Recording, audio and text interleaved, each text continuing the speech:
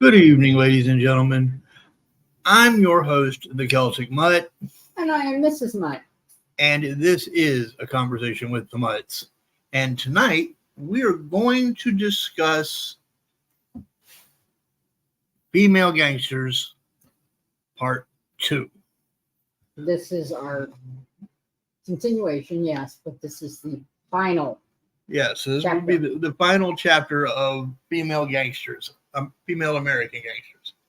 So I'm going to go ahead and cover the one female gangster I had left from last week. Hey, Mac, how are you? And by the way, Mac, you're not cleaning chalkboards this week or erasers. I'll take care of that. I'm going to need you to go up into the lurker loft and kind of straighten that out. By the way, there's beer in the fridge. Help yourself. I know that's going to be your thing. So you're welcome to it. Anyway, with that taken care of, I do have one definition to give you all before I go into the female gangster that I am covering. In Chinese culture, a snakehead is what they refer to as a smuggler. Okay. Sister Ping, who I am going to be discussing, was such a snakehead. She began her career in the early 90s and did time in the 90s, earning the nickname the Snakehead. Chang Chu Ping, sounds like she dropped a pan, don't it? Was the leader of an underground crime group in New York's Chinatown, which was responsible for trafficking some 3,000.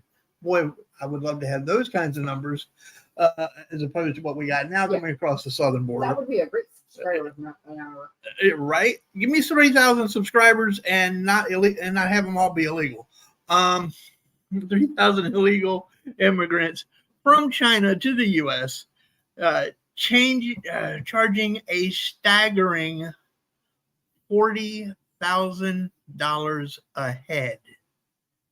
Did you say $40,000 a head? $40,000 a head. What's that? 1.2 million. It's in the court. I'm going to cover what she was worth in just a minute. Again, it was a $40,000 a head.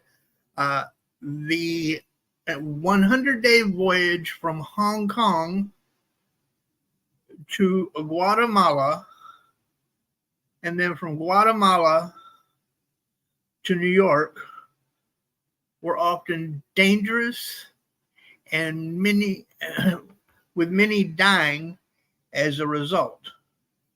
Her crime enterprise meant that by the 1980s and 90s, Sister Ping was worth a staggering $40 million.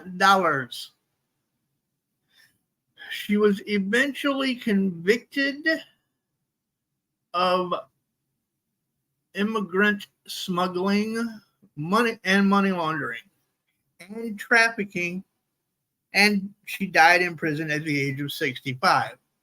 Despite her fearsome business reputation, she was actually posthumously described by an immigrant man in Chinatown as good and honest.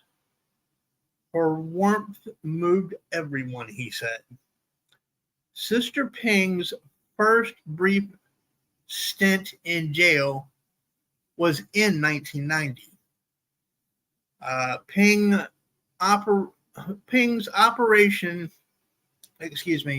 involved associates in dozens of countries and corrupt officials in a sting of strategic, I don't even know what this word is, interpose. In the early 90s, she funneled passengers through Bangkok. You were talking about Bangkok earlier, I think. You said Shanghai. Shanghai. Okay, this was Bangkok, Thailand. Bangkok, Thailand, where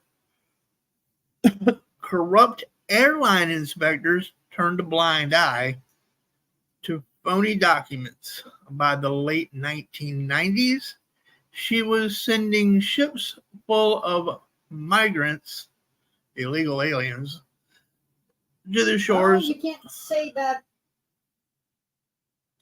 What? You have to call them newcomers, remember? No, I don't either. I'm not. You two can pull it.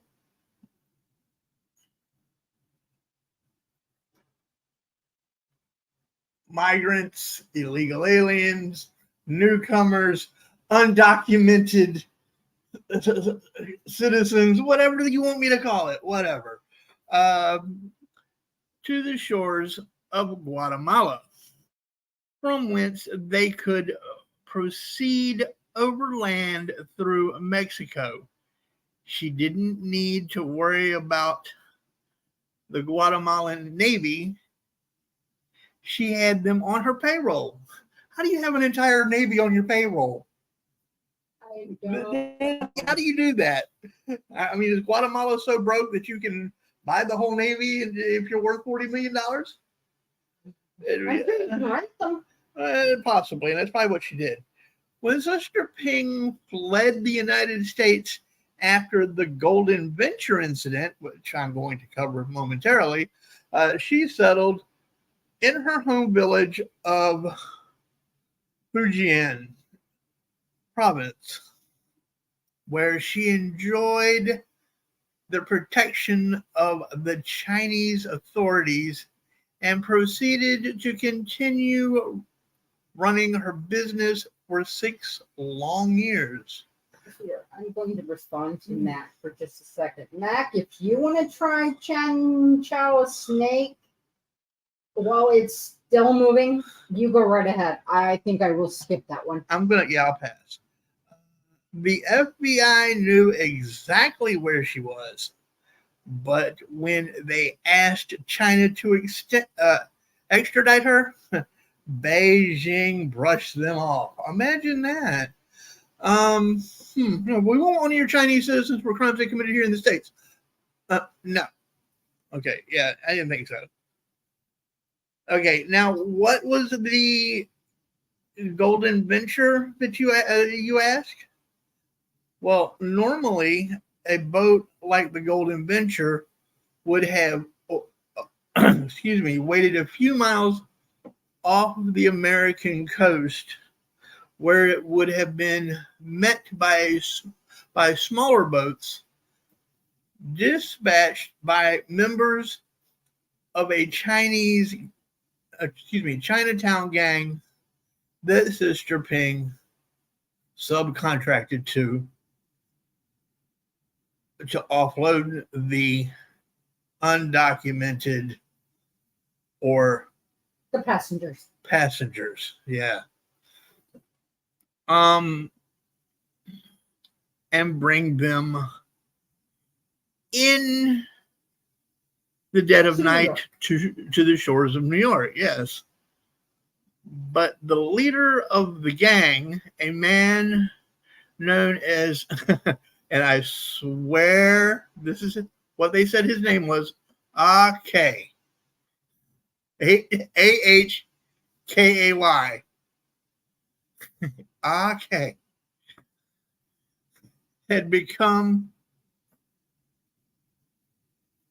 wait a minute, had fled because of an extremely violent gang war in Chinatown.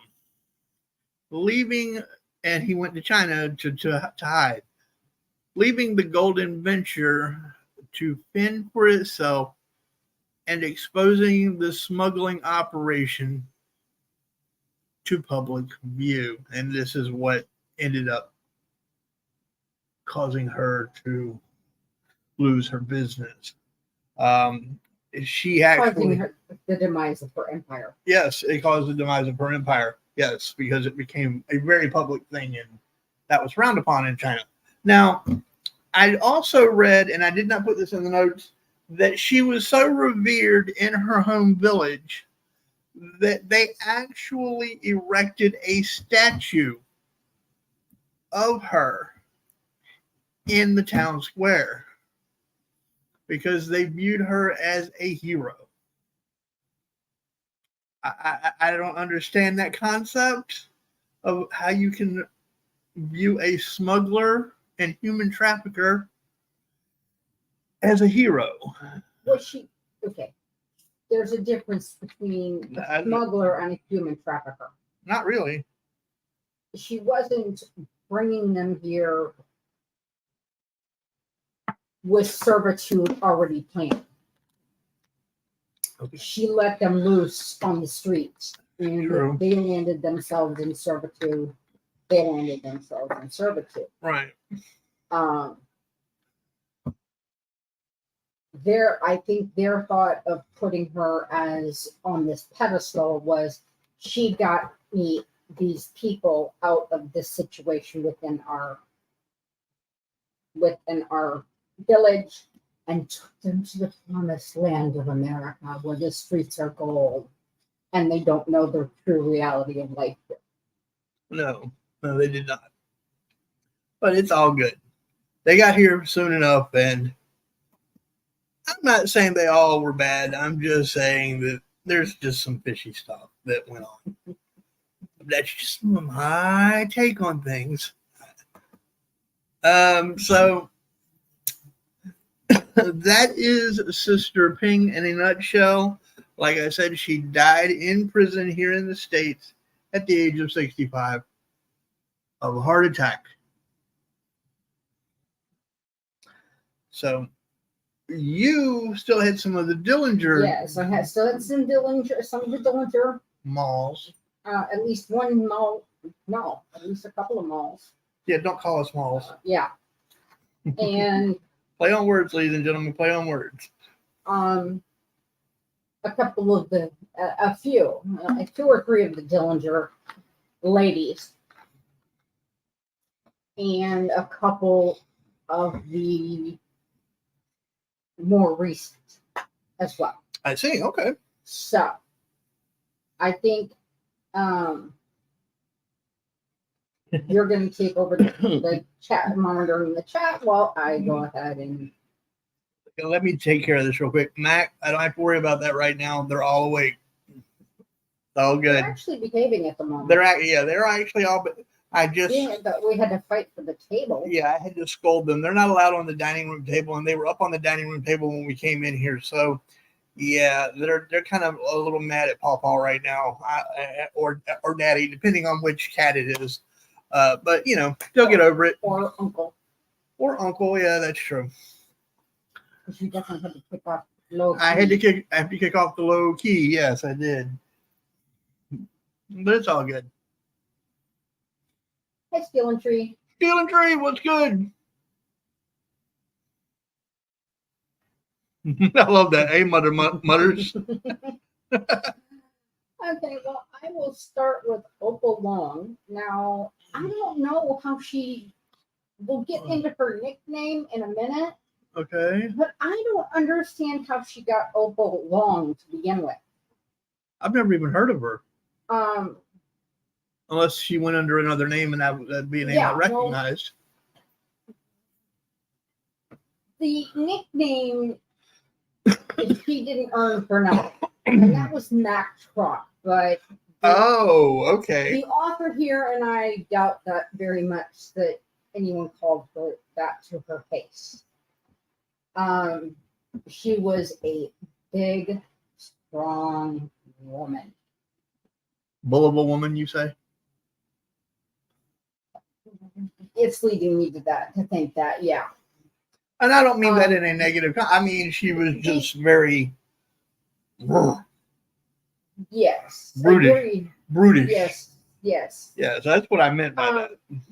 They make note in the article that I started with that she preferred to be called Bernice Clark. In another article, I found that she was born Bernice Clark. Well, there you go. That's why she really referred. But she was also married to Russell Clark. Okay, but let me say this. I know of people, personally know people, who had a last name, married somebody with the same last name, and kept their last name. But I got absolutely no explanation how Opal Long came into play, whether she was ever married before, that could have been and how Opal came to be. That could have just been an alias. It never gave me an explanation. But it does say not only was she a prolific shoplifter, she hung out with the Dillinger gang, part of the group because of her husband Russell. She kept house and cooked for the gang, just like any other quiet homemaker would do. However, in reality, she was far from quiet and obedient. When the police showed up to arrest, she attacked them. Hold on one second. Steel and Tree, I'm glad to hear that you were able to get that help. Yeah, transmission going out, that can be a nightmare. I didn't mean to interrupt her, but I wanted to make sure that I acknowledged that $1,900 for. Wow. Yeah. So I wanted to make sure that got recognized. Yeah. I'm glad you were able to get that fixed. I'm glad you're back up and running.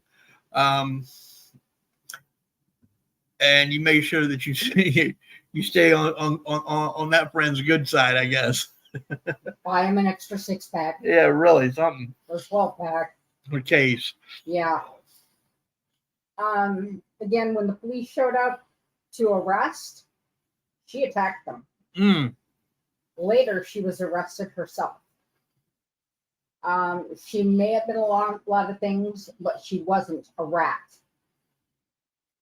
She did not tell the cops a word about the activities of the notorious Dillinger gang. When her husband was arrested in 1934, she attacked the police, like I mentioned. Wow.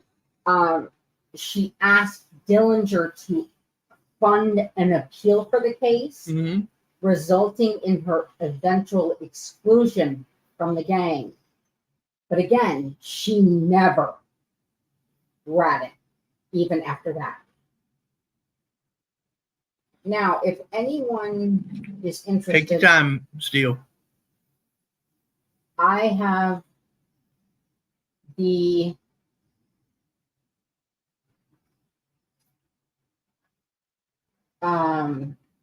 basically play-by-play of the few days of the arrest in Tucson. Of how everything went down with the gang and the arrest in Tucson. Yeah. I can give you a list of the players and then start going into what happened. Okay. Of course, we have John Dillinger And then we have his lady friend, Evelyn Billy Frechette, which we'll be discussing her in a minute. We have Charles Mackley. We have Russell Clark and his lady friend, Opal Truck Long. And we have Harry Pierpont and his lady friend, Mary Kinder. Or Kinder. I'm not sure. I didn't get the pronunciation. And I believe I have a little bit of information on her. Okay. Sunday, January 21st, Charles Mackley, Russell Clark, and Opal Long arrived in Tucson after a 2,000-mile drive from Daytona, Florida, where the gang had been enjoying a pleasant winter on the beach. The gang is moving temporarily to the relative anonymity of the American Southwest to escape the ever-growing pressure from Midwestern law enforcement. They cannot imagine police agencies in the Midwest will look for them in Arizona. This assumption is correct. They also assume that the Tucson police are just desert hicks and even more incompetent than their counterparts in the Midwest. Oh, wow. This assumption is not correct.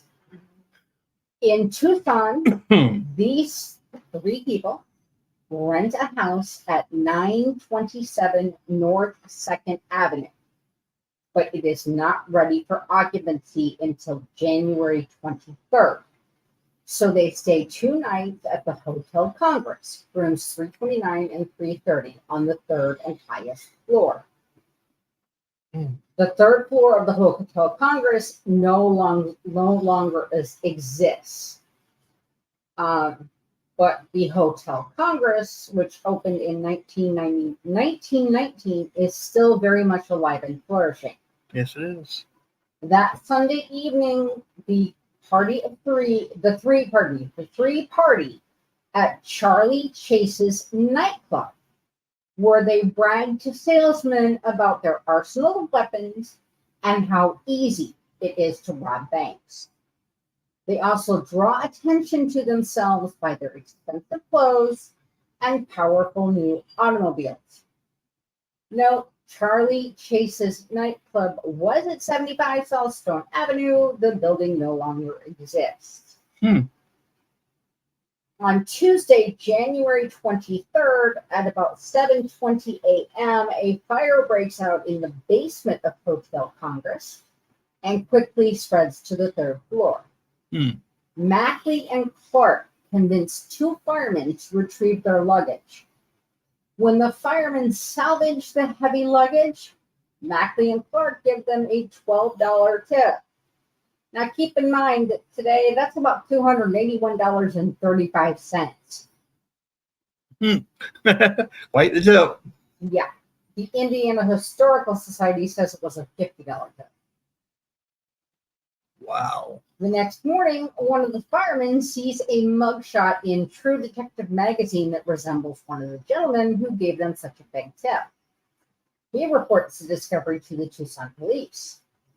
The salesmen from the nightclub also report their encounter to the Tucson police, who quickly realize that the Dillinger gang is in town.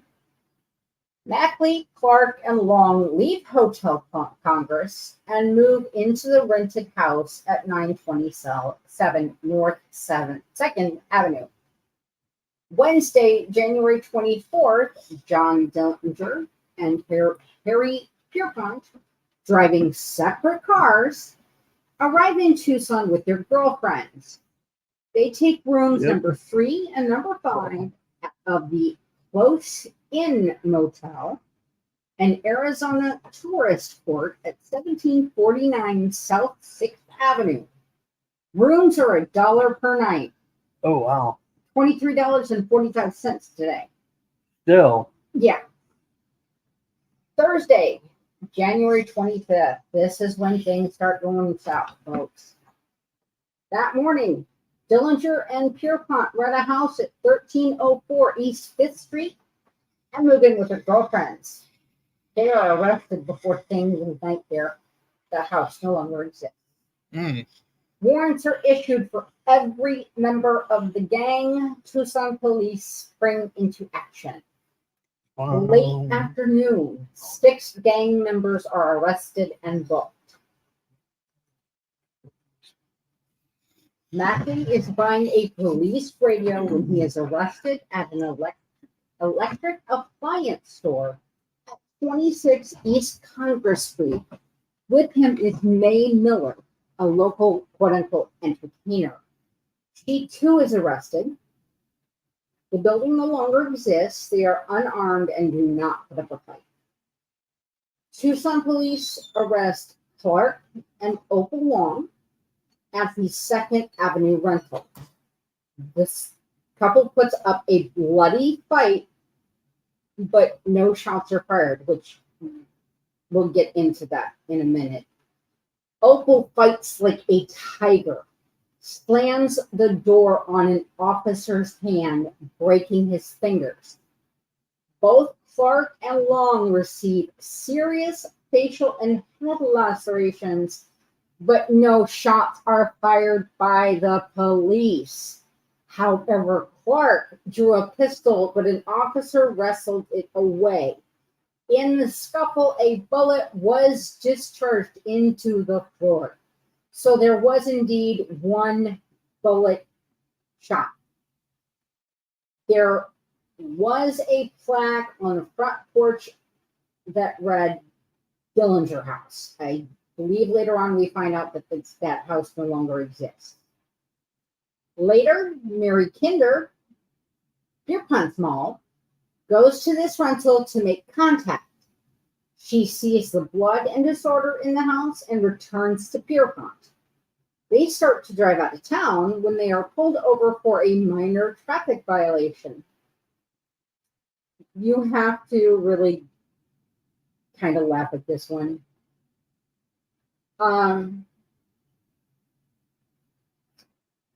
Like I said, they're pulled over for a minor traffic violation. Tucson police tricked them into going to the police station to rectify the problem. There, they resist arrest but are quickly subdued. One of the guns that Pierpont carries is traced back to the killing of Sheriff Sarber in Lima, Ohio. Early evening, Dillinger and Frechette drive into Tucson, unaware that Pierpont, Makeley, Mary Kinder, Russell Clark, and Opal Long are already in police custody. They park in front of 927 North 2nd Avenue and walk up to the front door where they are arrested. Dillinger's immediate comment is, quote, "Well, I'll be damned." Can you all give us just a few minutes here? We're having a minor issue that we need to rectify, and we will be right back. Is there some way to? No, we're going to shut everything down. Okay, I didn't know if there was some way to mute. Okay. Yeah, there's some way to mute. See your mic? See that little microphone up underneath the. On your computer.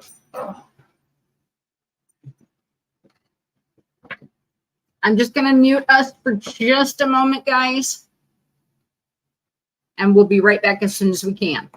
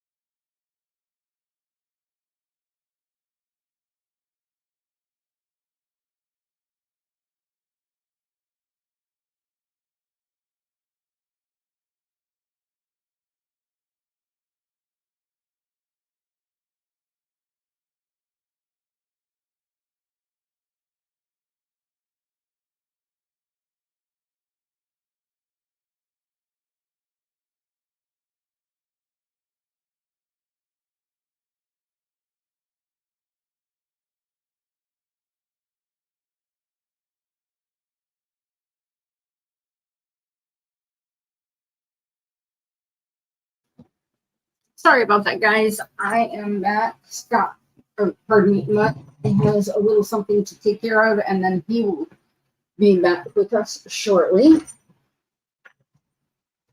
Thank you so much for your understanding. Let's see here.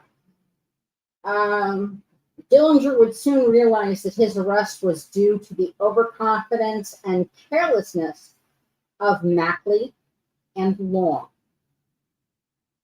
When booked at the Tucson police station, Dillinger had $2,000 in his money belt. So that's equivalent to $36,000 today.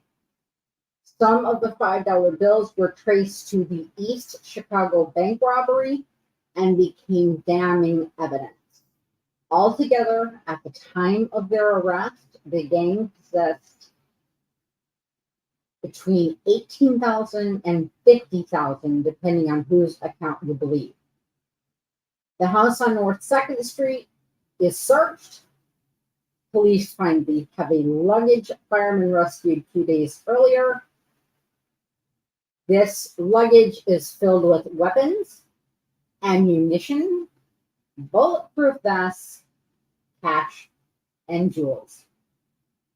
All of the defendants are quickly transferred from the Tucson City Jail to the Pima County Jail in the courthouse on Church Street.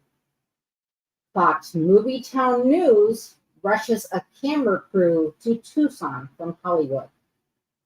On Friday, January 26th, one Tucson newspaper reads, quote, "In a series of breathtaking captures, each of which might have at any moment culminated in a stream of lead and death, which included lightning displays of gangsters' armament and as sudden squashing of murderous hopes by officers, Dillinger himself, Charles Mackley, 50, Russell Clark, 39, and Harry Pierpont, 31, the triggerman of the gang, were apprehended, were stripped of a small arsenal apiece, subdued, identified, and locked up in the county jail for safekeeping. The gang is arraigned and jailed at the Pima County Justice Court, Courtroom 8. Bail is set at $100,000 each for Dillinger, Mackley, Clark, and Pierpont. That is $1.8 million today. $5,000 each for Billy Burchett and Opal Long. May Miller, the local entertainer who was caught with the gang, is released. Two banks that believed the Dillinger gang had robbed them sue for restitution in civil court. Saturday, January 27th, Billy Burchett and Opal Long are released on bail. Two more banks file civil lawsuits to get their money back. Pima County Sheriff allows 2,000 spectators to file past the foremen in their cells in the basement of the Pima County Courthouse. Among them is the governor of Arizona. Dillinger and the others have meals catered to them from local restaurants while in jail. Dillinger is allowed to have his pet puppy with him in his jail cell. Lucy Starber, sheriff of Allen County, Ohio, and widow of slain Sheriff Jesse Starber, files a wrongful death recovery of damages suit seeking $50,000. Jesse Starber was killed by the gang while aiding in the escape of John Dillinger from the Allen County Jail. His widow will eventually be awarded $30,000. Not much more than $500,000 today. Sunday, January 28th, the Arizona governor signs extradition orders. Monday, January 29th, Dillinger is extradited to Indiana via airplane. Another bank files a civil suit against the gang for return of stolen money. Lacking sufficient evidence against her, the court releases Billy Frechette, and she leaves jail with the couple's puppy, a free woman, for now.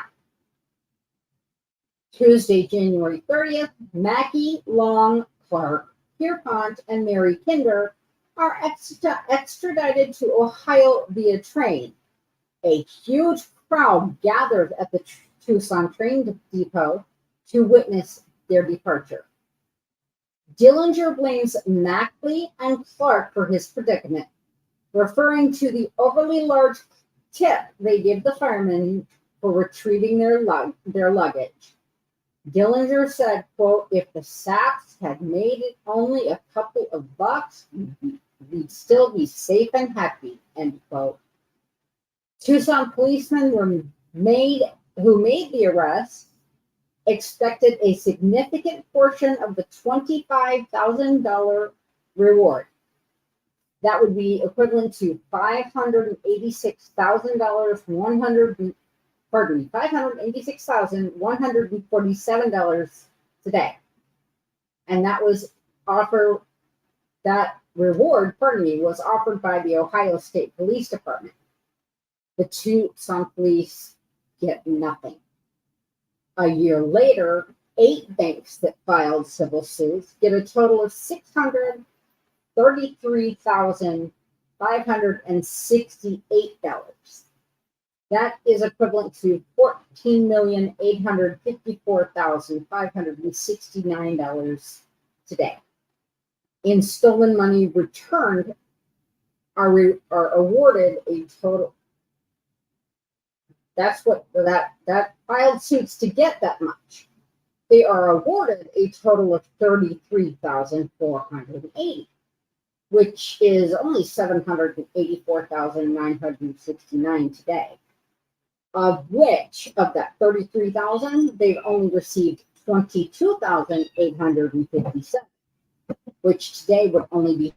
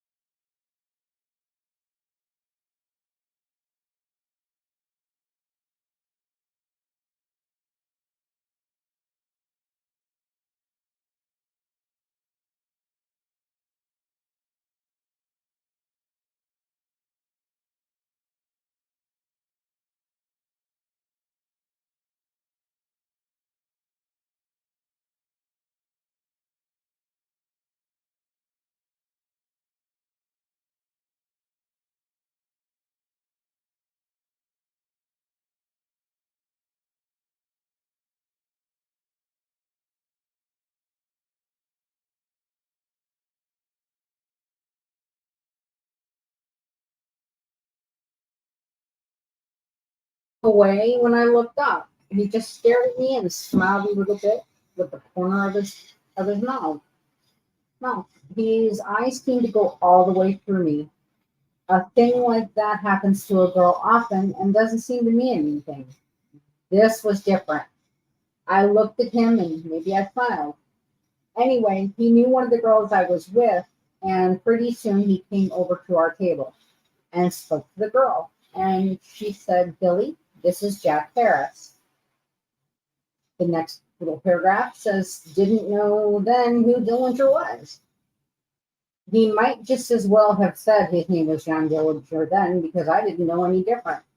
I didn't read the newspapers. I didn't know for a long time that what his real name was. I didn't know then he was the John Dillinger everyone under the sun was looking for. But to me that night he was just Jack Harris, a good-looking fellow that stood there looking down at me and smiling in a way that I could tell he really liked me already, more than a little bit. He said, "Where have you been all my life?" Dillinger found Frechette fascinating, and as a part of a marginalized and often discriminated part of society, Frechette found Dillinger's attentions captivating. The two became inseparable. Frechette moved in with Dillinger and was with him when his gang went on their famous bank robbing spree. She never actively participated in any of the robberies, but on at least one occasion drove his getaway car. Frechette became a target of the FBI and was arrested April 9th, 1934 on charges of harboring a known criminal. Because of this, she was not with Dillinger during his famous shootout with FBI agents at the Little Bohemia Lodge in Manitowish waters. Evelyn Frechette was released from prison in 1936 and for 5 years earned a living on the crime did not pay speaking tour. In the 1940s, she returned to the Menominee Reservation and lived a quiet life. She passed away in Shawano, Wisconsin in 1969. That is the end of my Dillinger, ladies. So now we've stepped up to more modern times. All right. The next one I have is Dorothy Ellingson. And I think everyone's going to get a kick out of her nickname. She was known as Mother Superior of the Mickey Mouse Mafia. She was a renowned criminal matriarch who controlled organized crime in Southern California in the 1970s and 80s. Ellingson graduated to drug trafficking and extortion rackets from smuggling stolen goods. Her widespread network became known as the Mickey Mouse Mafia due to her small stature. Ellingson ruled through fear and intimidation, ordering murders of those who crossed. In 1983, she was convicted on charges including extortion, tax evasion, which is what took down most of yours on last week. Yes. Yep. And conspiracy to distribute cocaine. Oh, not cocaine. Prosecutors called her one of the most powerful female mobsters in U.S. history. Wow. Alrighty then. I found an article that I just thought had some interesting tidbits in it, talking about, now this is not necessarily just here in the U.S., but it's talking about how while mafia and such has been a very male-dominated endeavor. We'll call it that. The male bosses, heads, they've been handing their assets over to their wives and sisters. Even though women made up only 2.5% of those sent to prison for mafia-linked crimes, they controlled a third of mafia financial resources, according to Transcrime. They didn't dare cross their husbands or boyfriends. Their husbands, or have you, their husbands or brothers have given them the money. But what I'm saying is the husbands or brothers or whatever, what have you, as you said, knew that they could trust these women. Yes. Because they also knew that these women would not try to double cross them. Right.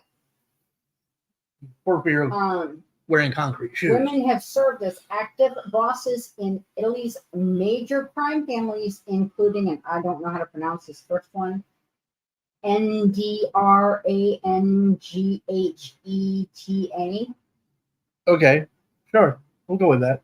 Ndrangheta. Okay. And Camorra. There is a growing number of women who hold executive roles. They are either widows or wives of husbands who have been put in prison. They hold the reins. They're very good at mapping out strategy, even sharper than that. They actually gave. Men are just Neanderthals. Here we go. Not. According to Transcrime, Italian courts indicted only one female boss in 1989. They indicted 89 of them in 95. 6 years difference. And a whole lot of indictments. Yes. So, I mean, they're stepping up. Now, this is one you and I at least touched on the name of. Okay. Griselda Blanco. Oh, yes. Griselda Blanco was born February 15th of 1943. They think in Santa Maria, Colombia. And she died September 3rd, 2012 in Medellin.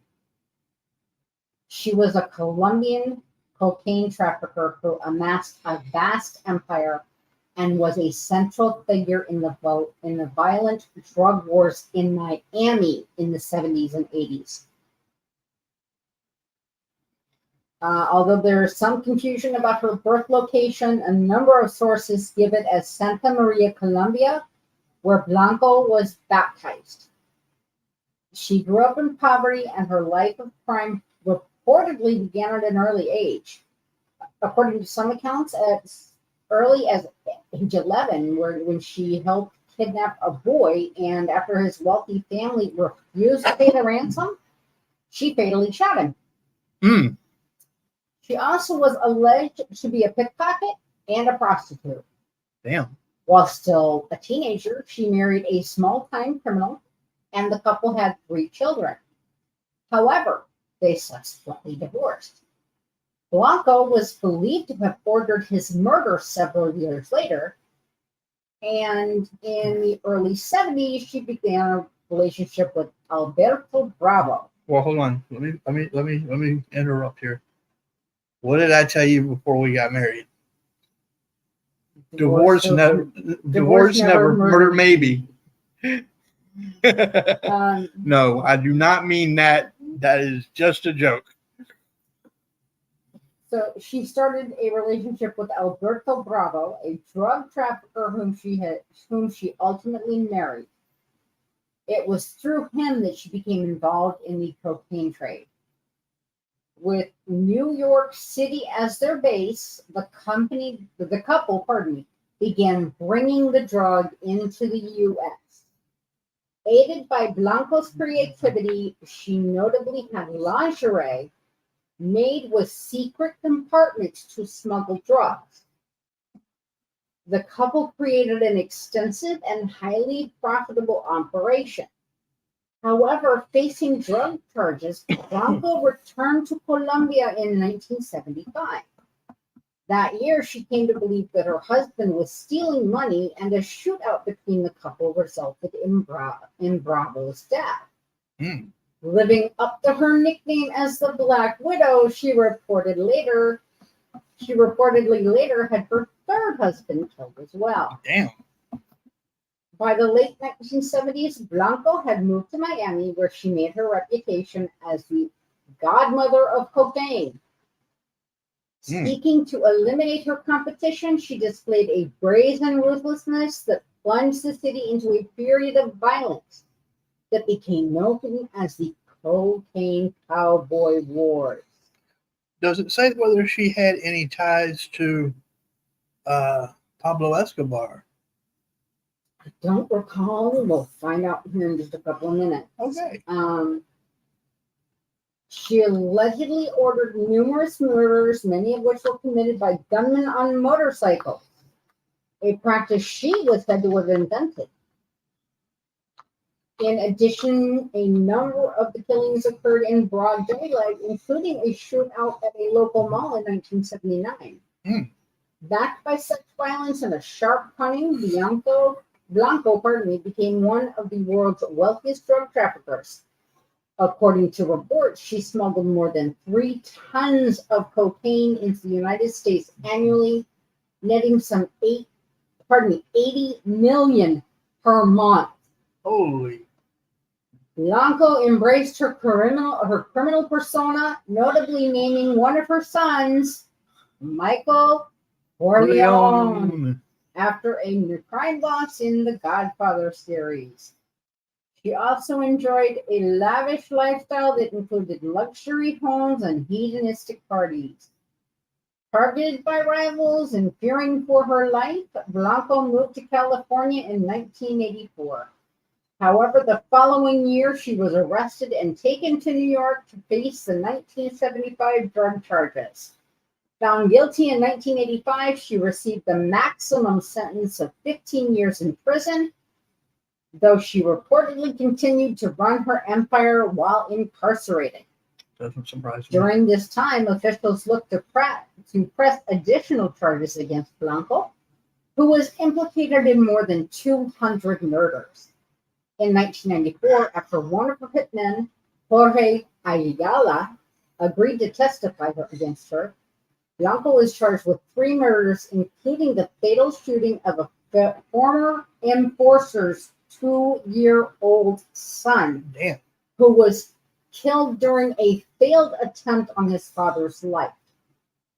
Prosecutors were seeking the death penalty, but Ayala's credibility was undermined when it was revealed that he had been having phone sex with the secretaries in the prosecuting attorney's office. Yeah, one of the women claimed that she was acting on orders of the prosecutor, who denied the charges. Now, that makes me wonder if he got cold feet after realizing who he had just double crossed. She gave him the out to get her off of those charges by having phone sex with the secretary. But the secretary claimed that she was acting on orders of the prosecutor. Oh. So the secretary admitted to it. Okay, so okay, all right. I misunderstood that part. Okay. Yeah. The prosecutor denied the charges, but the secretary said she was acting on the orders of the prosecutor. Right. In 1998, Blanco ultimately pled guilty in exchange for a reduced sentence, and 6 years later, she was released and deported to Colombia. Blanco reportedly retired from a life of crime, but in 2012, she was killed by a gunman on a motorcycle as she left a butcher shop in Medellin. Kind of a little poetic justice. Comes around full circle. Yeah. Larger than life and one of the few women to attain such power in the drug world, Blanco inspired books, movies, and TV shows. She notably was featured in the documentary Cocaine Cowboys, 2006, served as the central figure in Cocaine Cowboys 2, Hustling with the Godmother, 2008, and was the focus of the Netflix limited series Griselda, 2024.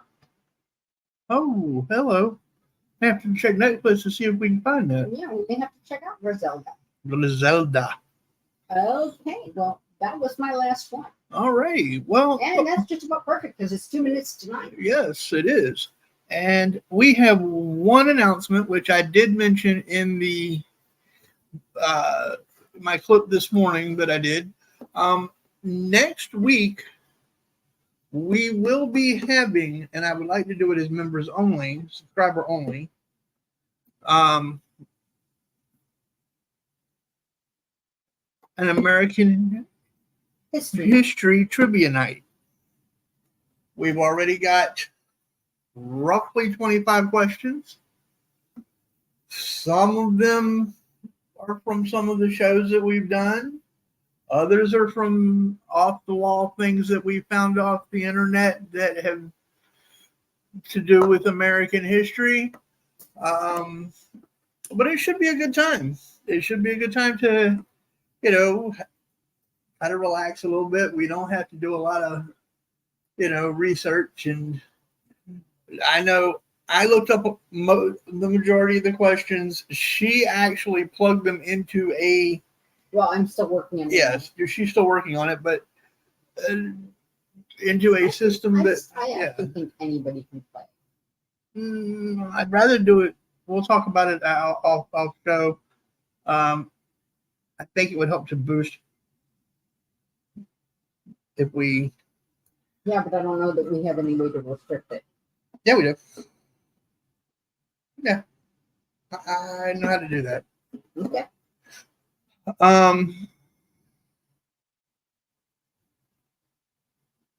All right, Mag, you have a good evening. And I still haven't woken the cats, so we're good to go. I promise.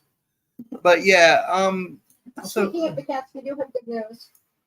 We have found the final kitten a home. Yes. She is being picked up on Friday to go to her new home. Yes.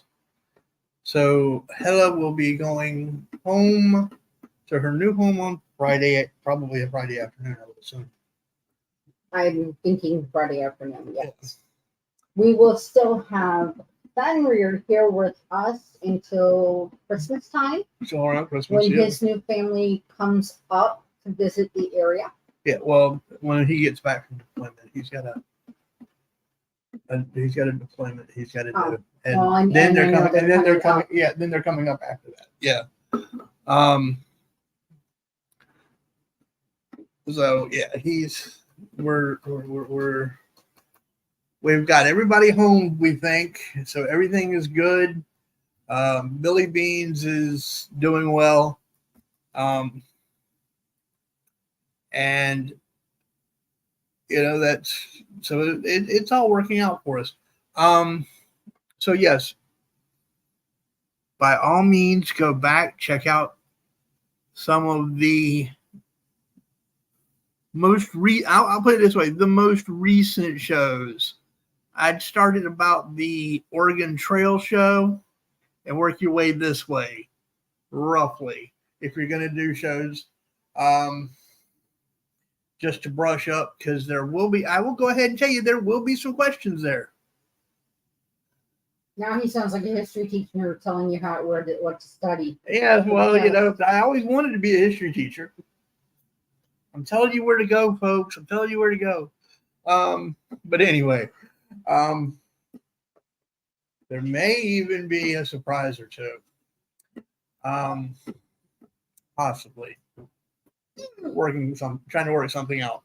Anyway, all y'all have a great night. If you catch this on the rewind, welcome, and y'all have a great night or afternoon or morning whenever you catch this, and we'll see you all next Wednesday at 8. Babe. Thank you very much for joining us. We love you all. Be safe. Good night.